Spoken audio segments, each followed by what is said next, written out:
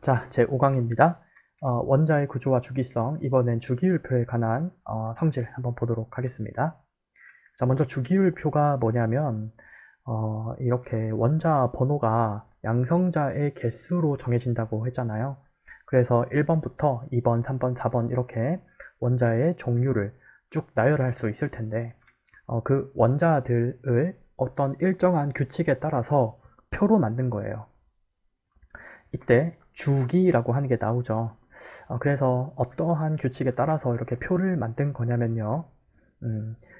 세로줄은 이 족이라고 일단 부르고요. 그리고 가로줄은 이 주기라고 불러요. 그래서 여기 보시면 표에 보면 1주기, 2주기, 3주기, 첫 번째 가로줄 1주기, 두 번째 가로줄 2주기 이런 식으로 부르고, 세로줄은 첫 번째 세로줄 1족, 두 번째 세로줄 2족 이렇게 족이라고 부릅니다. 그러면 도대체 족과 주기는 어떻게 구분을 해서 원자를 배치를 한 거냐면요.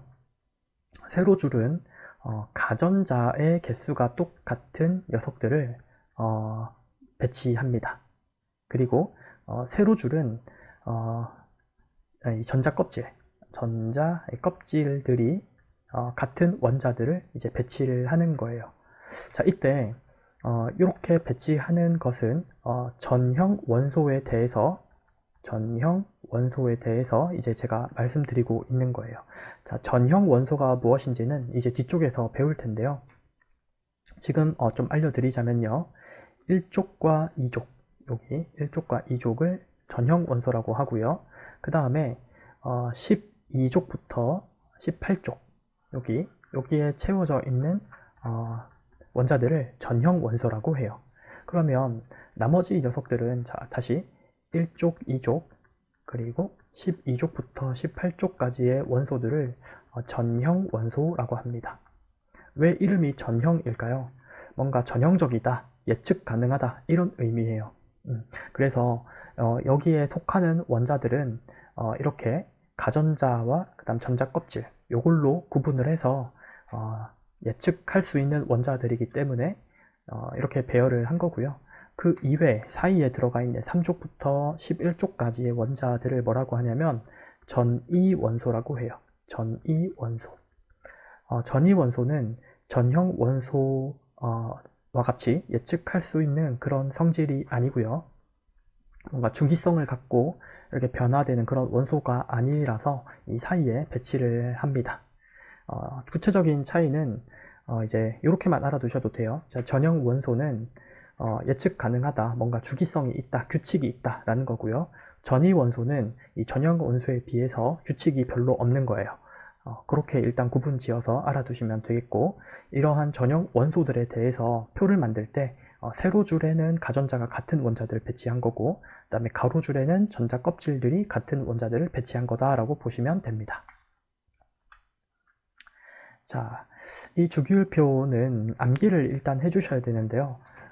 어디부터 어디까지 암기를 하냐면 1번부터 여기가 수소예요. 1번, 그 다음에 두 번째 헬륨, 그 다음에 리튬, 베릴륨, 붕소, 탄소, 질소, 산소, 그 다음 물소, 여기가 네온, 그리고 나트륨, 마그네슘, 알루미늄, 규소입니다.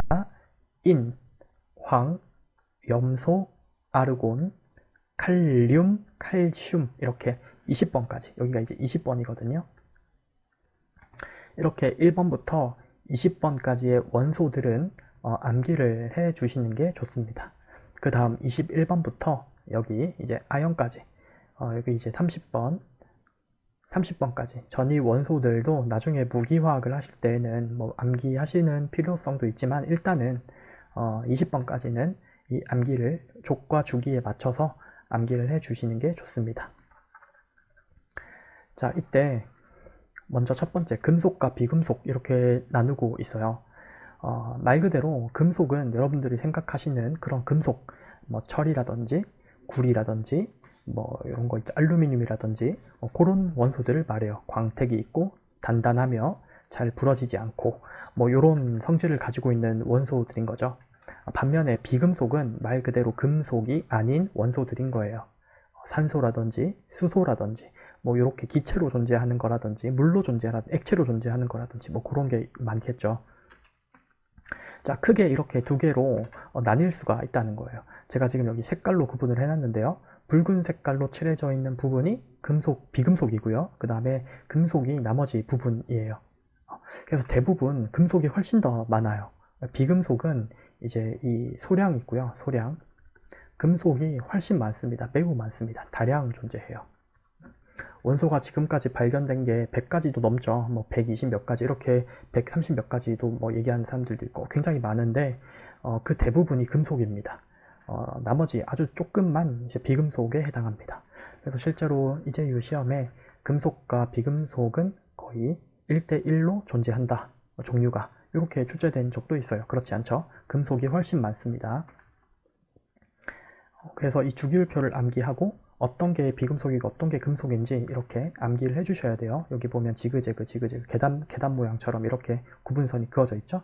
여기를 기준으로 해서 위쪽이 비금속이다. 그리고 왼쪽에서는 수소 한 개만 비금속이다. 이렇게 암기를 해주셔야 됩니다. 자, 다음 전형 원소와 전이 원소 이렇게 구분을 할 수가 있어요. 아까 제가 말씀드렸죠. 전형 원소는 비교적 주기성이 있고 예측 가능하고 이런 성질을 가지고 있는 원소들이고, 전이 원소는 이제 특별한 이유 때문에 뭔가 예측을 할 수가 없어요. 뭔가 이렇게 주기성에 맞지 않고 전형 원소와는 같은 이유로 이제 같은 규칙이 적용되기 어려운 원소들을 따로 전이 원소로 모아서 모아놨다는 거죠. 그래서 구분하고 있다는 건데, 자, 전형 원소는 1족, 2족 이렇게 왼쪽에 2개, 그리고 12족부터 18족, 여기 12족부터 18족에 속하는 원소들을 전형 원소라고 이름 붙이고요. 그 나머지 3족에서부터 11족까지의 원소는 전이 원소라고 불러요. 그런데 여기 전이 원소는 무슨 주기부터 존재한다 라고 되어 있죠. 여기 보시면, 그림을 보시면 여기 3족부터 11족에 속하는 게 이제 전이 원소잖아요. 그런데 1주기나 2주기나 3주기에는 이 전이 원소가 없죠. 텅텅 비어 있죠. 그래서 4주기부터 전이 원소가 등장하는 거예요. 그래서 여기에는 4주기부터 전이 원소가 존재한다라는 거예요. 자, 그리고 특별한 족에 별칭이 있습니다. 이제 그 별명이 있다는 거죠. 1족은 알칼리 금속족이라고 불러요. 알칼리 금속족이라고 부릅니다. 그러나 여기 보면 수소는 예외예요. 왜냐하면 수소는 금속이 아니죠. 그래서 수소는 제외합니다. 이 수소는 알칼리 금속이라고 부르지 않아요. 수소 빼고 이제 나머지 1족, 이걸 이제 알칼리 금속족이다 라고 말하는 거고요. 그 다음에 2족은 알칼리 토금속족이라고 해요. 토. 여기 토자가 이제 땅이라는 뜻이죠. 땅에서 이제 많이 발견된다 라고 해서 이걸 붙이는 건데요. 알칼리 토금속족이라고 하고, 여기서는 누구를 제외하냐면요, 베릴륨이랑 마그네슘은 제외합니다. 베릴륨, Be, 그리고 마그네슘은 Mg, 이렇게 두 개는 알칼리 토금속족에 속하지 않습니다. 제외시키고 이제 말을 하는 거고요. 그 다음에 17족, 여기 맨 오른쪽에 있는 이 녀석, 이 17족은 할로겐족이라고 불러요. 할로겐 족이라고 부릅니다. 그리고 마지막에 이 18족, 얘를 비활성 기체족이라고 불러요. 비활성 기체족이라고 하고요. 일본에서는 이걸 일본어로 키가스라고 불러요. 키가스. 이게 희귀할 희자 써서 키가스 이렇게 쓰기도 하고요. 그 다음에 귀한 글자죠. 이렇게 써서 키가스 이렇게 쓰기도 합니다. 둘 다 맞는 이 한자예요. 그래서 이렇게 쓰거나 이렇게 쓰거나. 근데 한국에서는 이걸 비활성 기체라고 불러요. 왜 그러냐면, 이거 조금 더 설명을 드리자면, 비활성, 왜 활성하지 않을까요? 활성, 뭔가 반응한다. 그런데 이 비자가 붙었으니까 반응하지 않는다, 이런 거겠죠. 왜 반응하지 않을까요? 안정하니까. 안정하니까 화학결합에 참여하지 않고 화학결합하지 않는 녀석들이니까 비활성이라고 부르고요. 그 다음에 상태가 이제 대부분 기체라서 이제 기체에 이렇게 붙였는데요. 왜 안정할까요? 그러면 도대체 지난 시간에 전자 껍질이 가득 차게 되면 에너지가 낮아져서 안정해진다라고 말씀드렸었죠. 그래서 이 18쪽에 속하는 원소들은 비교적 안정하다라고 하는 이유가 바깥쪽에 있는 전자 껍질이 가득 찼기 때문에 그런 거예요. 그것도 같이 알아둡시다. 자, 다음 이번에는 이온화 에너지라고 하는 이 용어에 대해서 학습을 합니다. 자, 이온화 에너지란 어떠한 기체 상태, 자, 정의가요. 기체 상태에 있는 원자의 최외곽 전자, 가장 바깥에 있는 전자라고 했죠. 가장 바깥쪽 껍질에 있는 전자 하나를 떼어내는 데 필요한 에너지예요. 자, 그러니까 여기에 어떤 원자, 자, 제가 그림 한번 그려볼게요. 여기 원자가 있고, 원자 핵이 있고, 그 다음에 전자 껍질이 이렇게 있고, 뭐 2개 있다, 이렇게 해볼까요? 그 다음에 첫 번째 껍질에는 전자가 2개까지 들어갈 수 있다 했죠. 그런데 이 두 번째 껍질에 8개 들어갈 수 있다 했죠. 그래서 이렇게 하나, 둘, 셋, 넷, 다섯, 여섯, 일곱, 여덟 이렇게 다 차있다라고 한번 해볼게요. 그러면 이 녀석은 안정하잖아요. 안정한 원자잖아요. 그러면 화학 반응하지 않으려고 하겠죠. 안정하니까. 근데 이 상태에서 이 전자를 하나 이렇게 떼어내려고 한번 한다고 생각해 보세요. 여러분들 카드 8개 다 모아놨는데 굉장히 만족스러운데 거기에서 누군가 하나를 이렇게 막 빼앗아 가려고 합니다. 어때요? 기분이 나쁘죠? 안 빼앗기고 싶겠죠? 그러니까 이걸 빼앗는데 드는 힘이, 에너지가 굉장히 많이 드는 거예요. 이 안정한 평화로운 상태를 깨는 거니까 이렇게 평화로운 상태를 깨기 위해서는 에너지가 굉장히 많이 필요합니다. 그래서 여기 보면 이온화 에너지가 엄청나게 높은 원자들이 있죠. 이런 원자들은 아까 제가 말씀드린 18쪽에 해당하는 원자들인 거예요. 최외곽에 전자가 모두 가득 차 있어서, 전자 껍질이 모두 가득 차 있어서 전자 하나 떼어내는데 에너지가 굉장히 많이 듭니다. 이해되시겠나요? 자, 그런데 이 리튬 같은 녀석 한번 볼까요? 리튬은 3번이죠. 3번은 원자 번호가 3번이니까 전자의 개수도 3개겠죠. 원자 번호, 양성자 개수가 3개라는 뜻이니까 전자 개수도 3개. 자, 요런 상태겠죠. 요런 상태. 자, 이때 이 녀석, 이 전자 하나를 이렇게 떼어내는데 에너지가 조금밖에 안 들어요. 그래프에 보면, 그죠? 그건 왜 그런 거예요? 8개 카드를 다 모아야지 안정해지는데 지금 딱 하나밖에 안 모은 상태라는 거죠.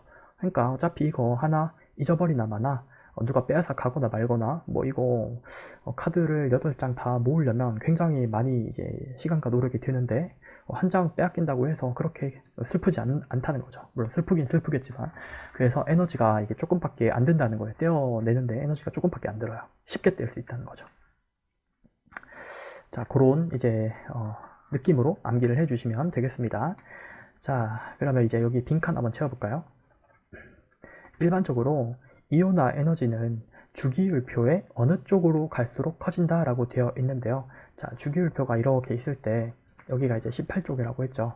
18쪽은 어때요? 안정하죠. 안정. 왜 안정할까요? 최외곽 전자가 모두 가득 찼기 때문에 안정하죠.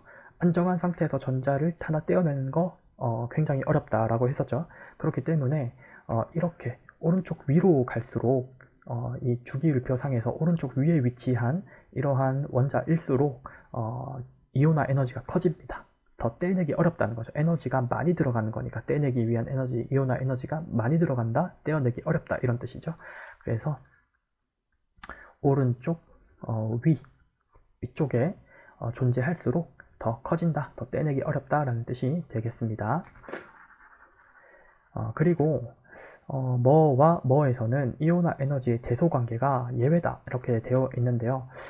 주기율표 상에서 일단 위로 가면 커지고 오른쪽으로 가면 커진다. 그래서 오른쪽 위로 갈수록 커진다 이렇게 암기를 해 놨는데 여기 보시면 이렇게 예외가 발생해요. 예외. 뭐 이렇게 조금 올라가다가 한번 내려갔다가 다시 올라가다가 하는 부분이 생긴다는 거죠. 이 이유는 모르셔도 됩니다. 이건 이제 오비탈과 관련된 내용이기 때문에 저희는 오비탈은 배우지 않거든요. 일본 화학에서는. 그래서 이유는 전혀 모르셔도 괜찮아요. 그런데 이렇게 내려간다라고 하는 이 현상은 암기하셔야 되는 거예요. 그래서 2족과 그리고 13족 이게 지금 전형 원소만 이렇게 쓴 거거든요. 그래서 여기가 2족 원소고 여기가 이제 13족 원소예요. 그래서 2족이랑 13족 사이에서는 이게 반대가 됩니다. 그리고 15족과 그리고 16족에서는 또 반대가 되는 거예요. 이 두 개는 이제 예외니까 암기를 해 주셔야 됩니다. 자, 이 무슨 말인지 아시겠나요? 자, 이렇게 주기율표 상에서 여기가 1족, 여기가 2족, 그리고 여기 3 이렇게 쓰는 게 아니라 13, 14, 15, 16, 17, 18 이렇게 쓰는 거예요. 여기 지금 12가 빠져 있긴 한데요. 자, 이 전형 원소만 다 쓴 거예요. 자, 체외곽 전자가 이렇게 1개, 2개, 여기 3개, 4개, 5, 6, 7, 8개거든요. 그래서 여기가 이제 수소가 있고, 여기가 헬륨이 있고, 여기 리튬, 베릴륨 이런 식으로 이제 써지겠죠. 여기가 이렇게, 이건 암기하셔야 된다라고 제가 말씀드렸는데요. 나트륨, 마그네슘 이런 식으로 이제 간다는 거예요. 자, 그런데 오른쪽 위로 갈수록 제가 이온화 에너지가 커진다라고 했잖아요. 그러니까 이렇게 오른쪽 위로 갈수록 이온화 에너지가 커진다라고만 암기하면 안 되고, 위로 갈수록 커진다 이것도 암기하고, 오른쪽으로 갈수록 이온화 에너지가 커진다라는 것도 암기했는데, 그런데 여기서 2족 13족에서 반대예요. 여기 오른쪽으로 가니까 얘가 더 클 것 같잖아요. 근데 그렇지 않고요. 이 2족 13족에서는 왼쪽에 있는 얘가 더 큽니다. 그래서 이렇게 올라가다가 이렇게 내려가는 거예요. 그래서 올라가다가 이렇게 내려가고, 여기서 다시 산소랑 이 불소, 여기죠. 여기 15족과 16족이니까 질소랑 산소, 여기에서 또 예외가 발생하는 거죠. 여기 그림에 보시면. 그래서 이 두 개 비교하면 오른쪽에 있는 얘가 크고요. 근데 여기선 예외로 얘가 더 크고요. 그 다음에 이렇게 비교하면 오른쪽에 있을수록 크다 했으니까 얘가 크고, 그 다음에 이렇게 두 개 비교했을 때 오른쪽에 있을수록 크다 했으니까 얘가 큰데, 15, 16에서는 반대, 이쪽이 크다 이런 거죠. 그리고 요거 두 개 비교했을 때는 얘가 크고, 요거 두 개 비교했을 때는 얘가 크고, 이렇게 된다는 거예요. 자, 이해가시죠? 자, 다음 이제 세 번째 성질이에요. 이온화 에너지가 작을수록 뭐가 크고 뭐가 되게 쉽다 이렇게 써져 있는데요. 이온화 에너지가 작다라는 말이 뭐예요? 이온화 에너지는 전자를 떼어내는데 필요한 에너지라고 했죠. 그러면 이온화 에너지가 작다는 건 쉽게 떼어낼 수 있다 이런 말이잖아요. 이온화 에너지가 작을수록, 즉 쉽게 떼어낼 수 있다 이런 말이죠. 쉽게 전자를 떼어낼 수 있을수록 이런 뜻이죠. 있을수록. 여기 뭐가 크다라고 말을 하냐면 금속성이 크다라고 말을 해요. 금속성이 크다. 자, 이건 왜 그런지 한번 살펴보겠습니다. 다시 첫 번째 그림으로 이렇게 넘어가 볼까요? 여기서 대부분 금속이 어디 몰려 있냐면 이렇게 왼쪽 하단에 몰려 있죠. 왼쪽 하단 이렇게 몰려 있죠. 근데 이온화 에너지는 어디로 갈수록 커진다 했나요? 오른쪽 위로 갈수록 이온화 에너지가 커진다라고 했죠. 그러면 왼쪽 밑으로 갈수록은 이온화 에너지가 작아지겠죠. 그러니까 금속이 많이 몰려 있는 곳일수록 이온화 에너지가 작다. 자, 이쪽이 이제 금속성이 크다라고 말을 한다는 거예요. 여기 이제 금속성이 크다, 금속이 많이 몰려 있는 곳에 있다, 이렇게 이해를 하시면 되겠습니다. 암기하실 때. 자, 다시 넘어가서요. 아이고.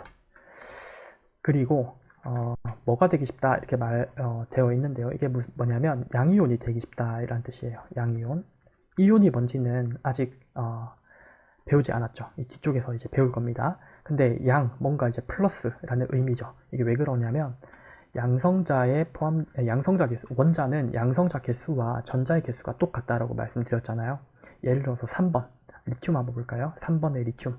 그러면 원자 번호가 3번이니까 양성자 개수도 3개겠죠. 이 원자 핵에 이렇게 양성자가 3개 있는 거예요. 양성자는 정기적으로 플러스를 띈다라고 했죠. 그러면 플러스 3 이렇게 쓸 수 있을 거예요. 그러면 전자도 몇 개 있을까요? 2개 있겠죠. 이 안쪽에 2개, 그리고 바깥쪽에 하나, 이렇게 해서 총 3개가 있을 겁니다. 이렇게. 전자는 총 3개. 양성자 개수랑 전자 개수 똑같이. 그래야 정기적으로 중성을 이룰 테니까요. 여기까지 이해되시죠? 그런데 이거 지금 떼어내기 굉장히 쉽거든요. 그래서 이온화 에너지를 줘서 이걸 떼어냅니다. 그러면 자, 이게 마이너스가 하나 없어졌어요. 그러면 여기는 마이너스가 2개고 전자 2개니까 양성자는 3개 그대로 있죠. 그럼 다 더하게 되면 정기적인 성질이 어떻게 돼요? 플러스 1 이렇게 되는 거죠. 양의 성질을 띈다는 거예요. 이렇게 전자를 얻거나 잃어서 정기적인 성질을 띠는 입자를 이온이라고 부릅니다. 요건 이제 뒤쪽에서 더 자세하게 다룰 겁니다. 그래서 지금은 전자 하나 떼어냈으니까 양이온이 된다. 뭔가 플러스적인 성질을 띠는 입자가 되는데 그걸 양이온이라고 하나 보다라고 암기하시고 지나가면 되겠습니다. 자, 두 번째, 이제 전자 친화력이에요. 전자 친화력의 정의는 기체 상태에 있는 원자가 전자 하나를 전자를 뭐 앞쪽에 있는 거는 모르셔도 되는데 일단 원자가 전자를 어떻게 하는 거죠? 이번에는 얻는 거예요. 아까 이온화 에너지는 전자 하나를 떼어내는 거죠. 근데 지금은 전자 친화력은 전자를 얻는 거예요. 이때 에너지가 방출됩니다. 에너지가 방출돼요. 자, 이것도 이제 뭐 이유가 있는데요. 지금은 일단 이 정의를 암기를 해주세요. 자, 전자 친화력이라고 하는 것은 전자를 얻으면서 방출되는 에너지를 말하는 것이다. 이때 이 방출을 이제 흡수라고 바꿔서 이제 시험에 내기도 합니다. 이게 굉장히 많이 나오는 패턴이에요. 그런데 방출이라고 하는 거 반드시 암기해 주셔야 되고요. 자, 이것도 특성이 있어요. 자, 일반적으로 전자 친화력은 주기율표에 어느 쪽으로 위치할수록 커진다라고 했는데 이것도 똑같이 그러니까 이온화 에너지와 마찬가지로 오른쪽 위로 갈수록 커집니다. 이렇게 오른쪽 위로 갈수록 오른쪽 위에 존재할수록 이 전자 친화력이 더 커진다라는 거예요. 전자 친화력이 가장 큰 원소는 여기 보면 약간 차이가 있는 것처럼 보이시나요? 요거 CL이 더 커요. CL은 염소예요. 염소가 가장 크고요. 그 다음에 두 번째로 큰 원소가 불소예요. F, 이거 불소. 한국에서는 플로린이라고 하죠. 일본에서는 아직도 불소라고 합니다. 후소 이렇게 쓰니까요. 일본 시험 치는 거니까 이제 그대로 일본에서 쓰는 용어 그대로 암기해 주세요. 자, 이제 세 번째, 전자 친화력이 클수록 자, 뭐가 크냐면요. 전자를 얻는 거잖아요. 오른쪽 위로 갈수록 전자를 얻기가 쉽다. 그래서 오른쪽 위로 갈수록 여기 보시면 이제 비금속이 많죠. 그래서 비금속성이 크다라고 말을 합니다.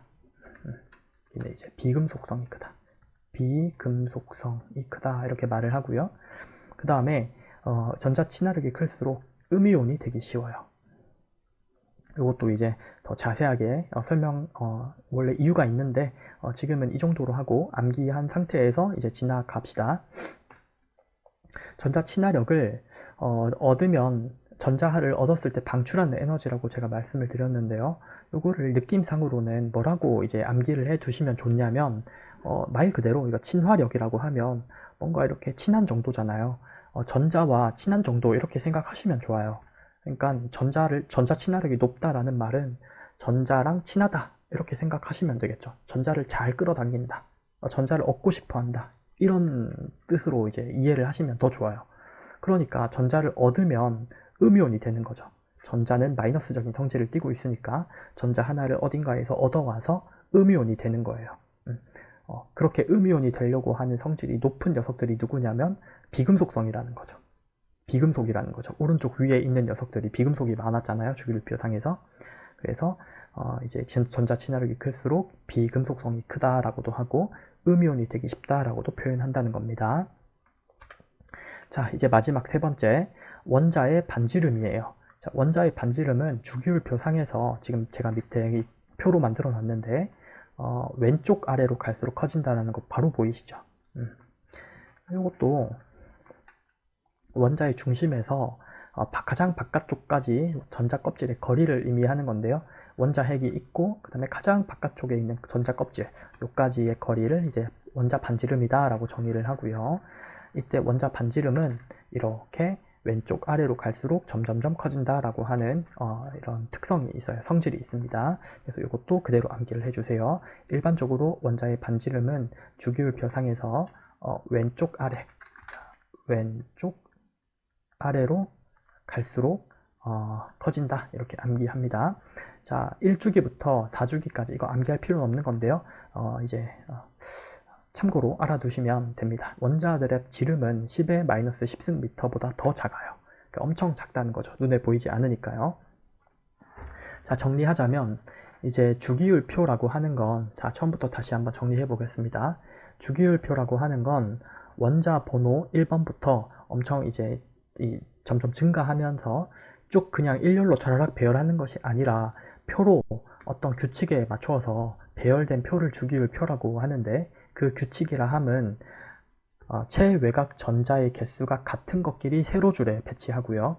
가전자의 개수가 같은 것끼리 세로줄에 배치하고요. 둘 다 쓸 수 있습니다. 최외곽 전자 또는 가전자가 같은 녀석들을 세로줄에 배치를 하고 그 다음에 전자 껍질의 개수가 같은 녀석들을 가로줄에 배치합니다. 이때 세로줄을 족이라고 하고요.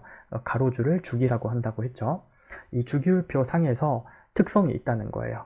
이온화 에너지가 오른쪽 위로 갈수록 커졌죠. 그리고 전자 친화력도 오른쪽 위로 갈수록 커졌죠. 근데 원자 반지름은 왼쪽 아래로 갈수록 커졌죠. 이런 걸 이제 주기성이라고 합니다. 주기성이 있더라라고 합니다. 자, 그 다음에 이온화 에너지의 정의, 그리고 전자 친화력의 정의 두 개 다 암기를 해주셔야 됩니다. 이온화 에너지라 함은 기체 상태의 원자로부터 체외각 전자에 있는 전자 하나를 떼어내는 데 필요한 에너지를 말했었고요. 그 다음에 전자 친화력이라 하면 기체 상태에 있는 원자가 전자 하나를 얻으면서 방출하는 에너지를 전자 친화력이라고 한다라고 하는 것도 암기를 해주셔야 합니다. 자, 이렇게 해서 조금 간단하게 주기율표와 그 특성에 대해서 살펴봤습니다.